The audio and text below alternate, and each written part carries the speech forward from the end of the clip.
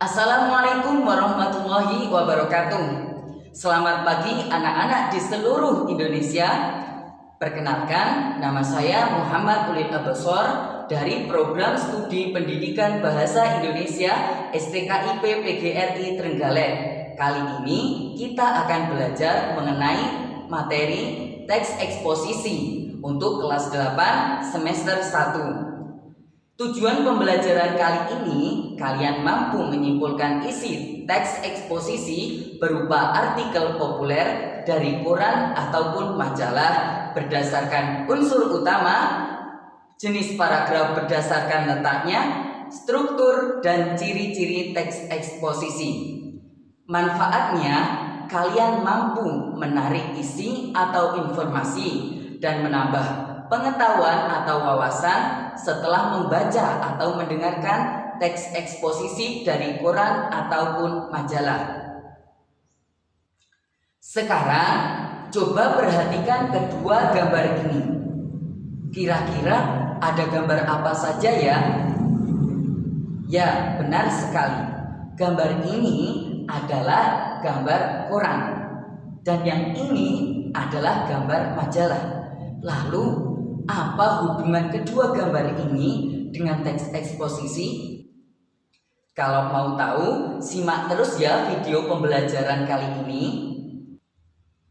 Baik, sekarang saya mau bertanya. Ada yang tahu apa itu teks eksposisi? Ya, benar sekali. Teks eksposisi adalah teks yang berisi informasi berupa gagasan dan fakta yang bertujuan untuk memberikan informasi dan pengetahuan kepada kita semua tentang suatu hal. Dan biasanya kita dapat menemukan teks eksposisi dalam artikel seperti dalam koran dan majalah. Sekarang kalian tahu kan bahwasanya teks eksposisi berada dalam koran dan majalah. Baik, dari pengertian teks eksposisi tadi, kita mengetahui ada dua unsur utama teks eksposisi. Yang pertama gagasan dan yang kedua adalah fakta. Gagasan disebut juga ide ataupun pendapat. Isinya pernyataan yang mungkin berupa komentar, penilaian, saran, dorongan, dan bujukan. Dan fakta adalah keadaan, peristiwa yang merupakan kenyataan atau peristiwa yang benar-benar terjadi. Dalam teks eksposisi, fakta berfungsi memperkuat gagasan sehingga diharapkan lebih meyakinkan halayak.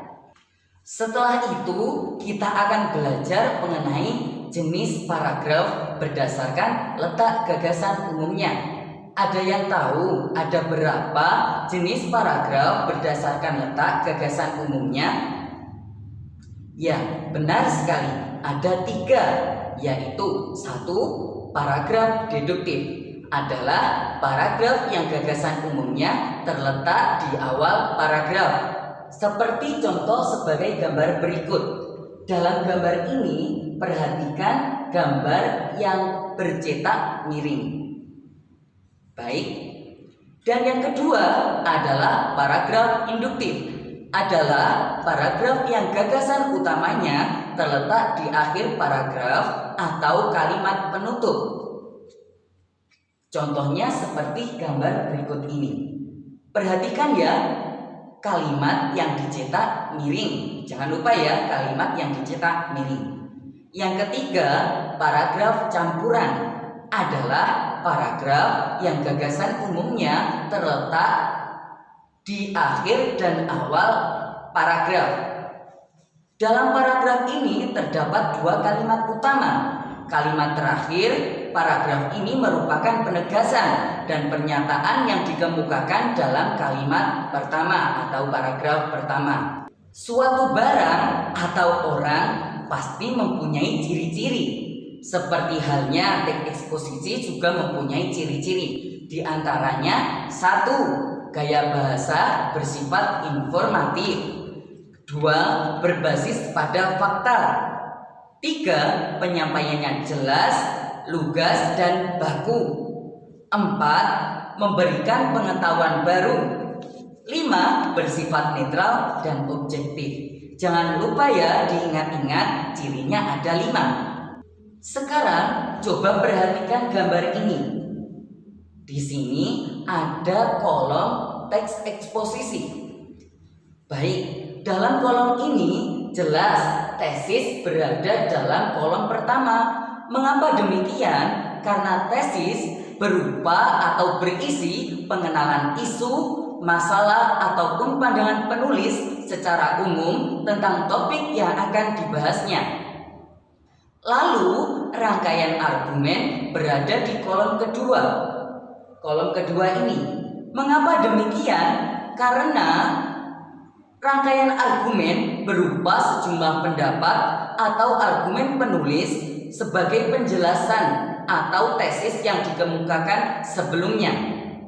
Pada bagian ini juga dikemukakan pula sejumlah fakta yang memperkuat argumen-argumen penulis. Dan yang terakhir adalah penegasan. Ini dia gambarnya.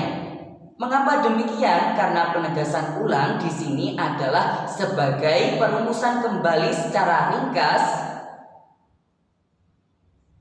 Bagian ini pula juga sering disebut simpulan. Baik, setelah pemaparan materi tadi, mari kita buktikan bersama dengan mengerjakan tugas yang telah tersedia. Tugasnya sama dengan tadi, sudah dijelaskan ada tesisnya, ada rangkaian argumen, ada penegasan ulang. Tinggal kalian semua menyimpulkan bagaimana kesimpulannya dari teks eksposisi yang telah ditampilkan. Caranya bagaimana? Ada yang tahu? Ya, benar sekali. Ada 3 cara. Yang pertama, 1. Membacanya berulang kali. Yang kedua, menentukan gagasan atau kalimat utama dalam paragraf teks eksposisi. Dan yang ketiga, membuat kesimpulannya. Selamat mencoba ya, dikerjakan. Mari kita kerjakan bersama-sama. Baik, ini adalah tampilan teks eksposisi yang telah dibedakan antara tesis, rangkaian argumen, juga penegasan ulangnya. Yang pertama ada kolom pertama, yaitu tentang tesis. Apa bacaannya?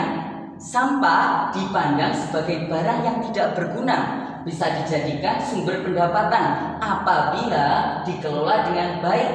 Sampah merupakan sumber daya yang dapat diolah menjadi barang bernilai ekonomi. Apa yang telah dilakukan warga Pasar Ciputat, Tangerang bisa dijadikan contoh. Warga setempat berhasil mengolah sampah dengan peralatan yang disediakan pihak swasta melalui perjanjian dengan pemerintah daerah. Jelas dalam kolom pertama ini adalah tesis, karena dapat diambil kesimpulannya bahwasanya sampah dapat dijadikan sumber pendapatan apabila dikelola dengan baik. Di sini ada ide dan pandangan penulisnya. Dan yang ini adalah kolom yang kedua. Jelas di sini adalah rangkaian argumen. Saya bacakan sedikit saja lalu saya jelaskan. Contoh lain yaitu kegiatan yang dilakukan warga Kali Abang, Kota Bekasi. Warga serta pengurus RW setempat melakukan pengolahan sampah lingkungan. Sampah dapur atau sampah rumah tangga diubah menjadi pupuk kompos dan pupuk cair. Sampah diolah adalah sampah basah langsung oleh warga.